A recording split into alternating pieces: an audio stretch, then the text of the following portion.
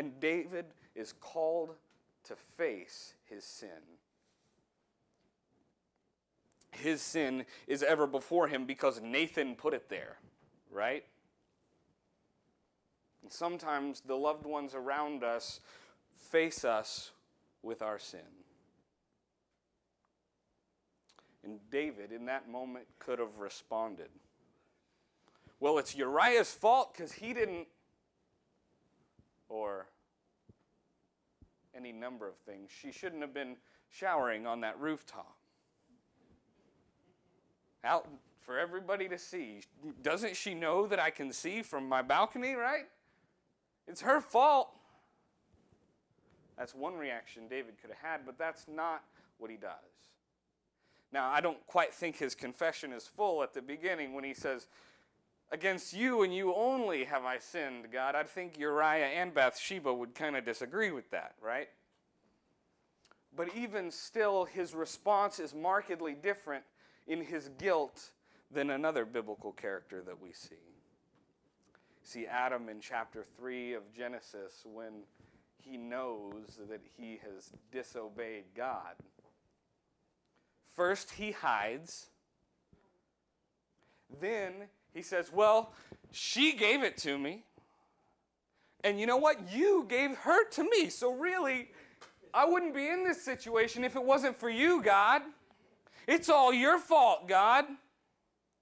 And sometimes in life, we are just so beaten down with guilt and a low sense of shame that we want to point the finger at God and say, it's all your fault. The suffering that I'm going through, it's all your fault, God. You see, David is a man after God's own heart, not because of what he did, but because of how he responded in guilt.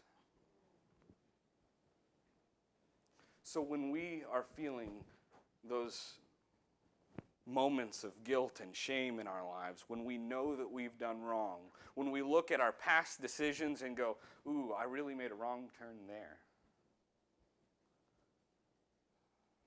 We can be persons after God's own heart by choosing to respond to God in humility.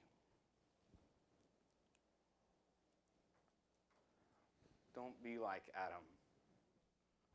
Respond to God like David. But see, the good news, the gospel message for you today is this: that God knows that you will screw up. God knows that you will respond defensively like Adam did. God knows that you will want to point your finger at him for the problems and the situations that you find yourselves in. And so God made a way for you and for me and for all of us. He said, you want to point the finger at me? Where is God in this story? He's on the cross, taking all of our shame and all of our guilt, saying, I am right here to take your blame because I, God, am big enough. God is big enough for your guilt, for my guilt, and I have a lot of it. God is big enough to cover for all our shortcomings and all our shame. God is big enough